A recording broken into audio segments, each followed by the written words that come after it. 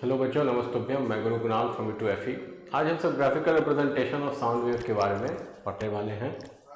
Sound is produced by vibrating objects and travels through a medium as a longitudinal wave. In longitudinal wave, particles of medium vibrate back and forth. The wave travels forward while particles only oscillate around their mean position। तो sound जो होता है, कोई भी vibrating object जब vibrate करता है कोई भी ऑब्जेक्ट, तो उस वाइब्रेशन से साउंड वेव प्रोड्यूस होता है। और साउंड जो है वो मीडियम में लॉन्गिट्यूडनल वेव बनाते हुए आगे बढ़ता है, ट्रैवल करता है।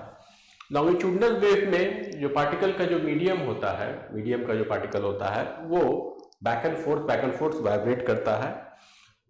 और वेव जो होता है आगे बढ़ते जाता है, ट्रैवल करते रहता है, और पार्टिकल अपने मीन पोजीशन के आसपास ही वो वाइब्रेट करता है, ऑसिलेट करता है। और since longitudinal waves are difficult to draw, they are often represented graphically as sine or transverse like curves.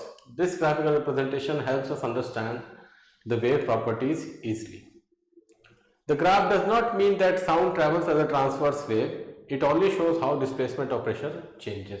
क्योंकि लॉन्गिट्यूडनल वेव जो होता है उसको दिखाना मुश्किल होता है, क्योंकि लॉन्गिट्यूडनल वेव में क्या होता है, डायरेक्शन ऑफ जो ऑसिलेशन है, direction of vibration of particle है, वही डायरेक्शन ऑफ प्रोपोगेशन के पैरेलल होता है। तो इसको ग्राफ फॉर्म में दिखाना, समझाना थोड़ा मुश्किल होता है। इसीलिए बहुत बार ट्रांसवर्स वेव के रूप में इसको समझाया जाता है। ट्रांसवर्स वेव में क्या होता है, डायरेक्शन ऑफ वाइब्रेशन जो होता है वो परपेंडिकुलर होता है प्रोपोगेशन के डायरेक्शन से, जैसे कि साइन वेव हो गया है कि नहीं, वो ट्रांसवर्स वेव है। तो इसलिए साउंड वेव को भी ट्रांसवर्स वेव के जैसा बना के समझाया जाता है। मगर इसका मतलब ये नहीं है कि साउंड वेव जो है वो ट्रांसवर्स वेव बना के प्रोपोगेट करता है, वो लॉन्गिट्यूडनल वेव बना के ही प्रोपोगेट करता है, बस समझाने के लिए। Graphical representation of a sound wave.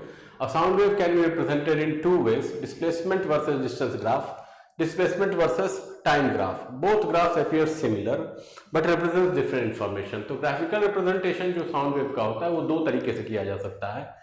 पहला होता है डिस्प्लेसमेंट वर्सेस डिस्टेंस ग्राफ बना के, और दूसरा होता है डिस्प्लेसमेंट वर्सेस टाइम ग्राफ बना के। दोनों ग्राफ एक जैसे लगभग सिमिलर ही है, मगर अलग अलग इंफॉर्मेशन देता है। सबसे पहले है displacement versus distance graph. This graph shows how displacement changes with distance at a particular instant. तो ये ग्राफ जो है ये दिखाता है कि कैसे डिस्प्लेसमेंट बदल रहा है, चेंज हो रहा है डिस्टेंस के साथ कोई भी पार्टिकुलर इंस्टेंट पे, है कि नहीं। जैसे ये वाला वाई एक्सिस पे डिस्प्लेसमेंट आ गया और एक्स एक्सिस पे डिस्टेंस आ गया, ये क्रेस्ट हो गया, क्रेस्ट हो गया, ये ट्रफ हो गया, ये ट्रफ हो गया। मतलब ये कंप्रेशन हो गया, कंप्रेशन हो गया, रेयर फ्रैक्शन हो गया, रेयर फ्रैक्शन हो गया। High pressure high density region, high pressure high density region, low pressure low density region, ये भी low pressure low density region, ये भी low pressure low density region. तो इस तरह से डिस्प्लेसमेंट वर्सेस डिस्टेंस ग्राफ जो है वो डिस्टेंस के हिसाब से कैसे डिस्प्लेसमेंट पार्टिकल का चेंज हो रहा है वो दिखाता है। This graph helps us determine wavelength, amplitude. तो इस प्रकार का ग्राफ जो है उससे हमको वेवलेंथ का पता चल जाता है, एम्पलीट्यूड का पता चल जाता है। Wavelength, the wavelength is the distance between two successive points that are in the same phase. For example, compression to compression, rarefaction to rarefaction, crest to crest, graphical representation trough to trough. Symbol lambda, SI unit metre. तो wavelength जो होता है वो एक complete जो wave होता है उसका डिस्टेंस होता है, उसका लेंथ होता है एक कंप्लीट वेव का। और एक कंप्लीट वेव क्या होता है, एक कंप्लीट वेव में एक कंप्रेशन होता है, एक रेयर फ्रैक्शन होता है, मतलब एक क्रेस्ट होता है और एक ट्रफ होता है। इसी को एक वेवलेंथ बोला जाता है।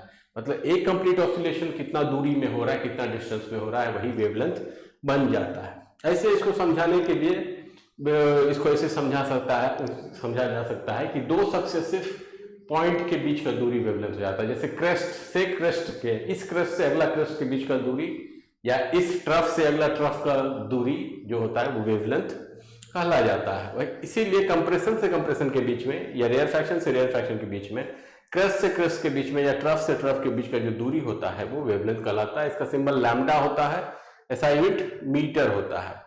जैसे कि अगर दो कंसेक्यूटिव कंप्रेशन के बीच का दूरी 80 सेंटीमीटर है तो वेवलेंथ 80 सेंटीमीटर हो जाएगा, जो कि 0.8 मीटर के बराबर है। दूसरा जो ग्राफ है वो होता है डिस्प्लेसमेंट टाइम ग्राफ।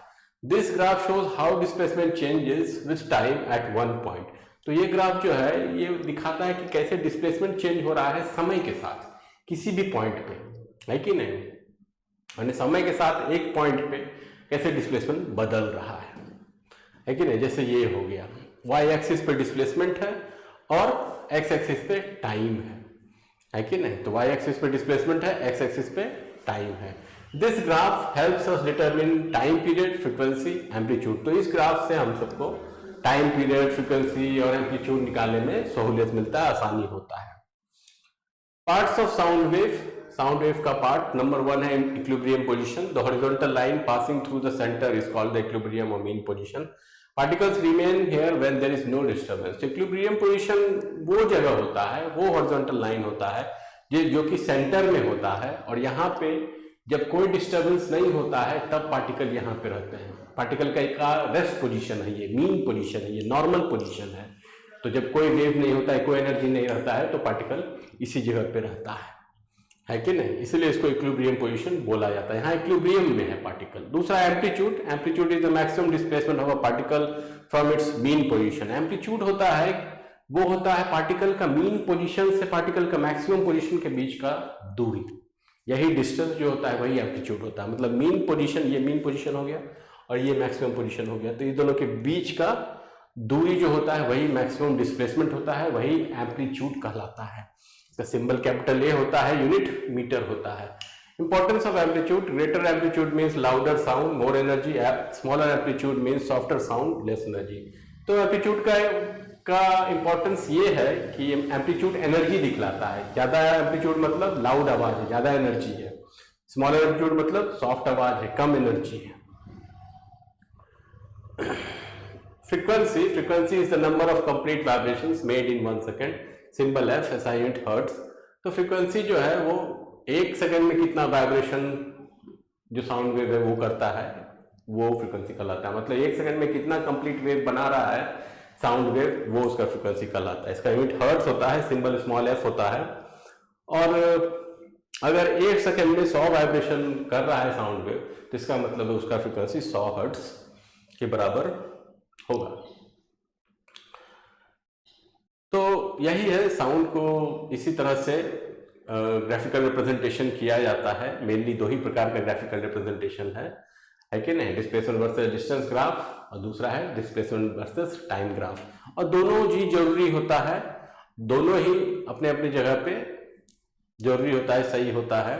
जैसे ये वाला जो है ये डिस्टेंस वर्सेस टाइम ग्राफ है, इससे टाइम पीरियड, फ्रीक्वेंसी, एम्पलीट्यूड ये सब निकल जाता है।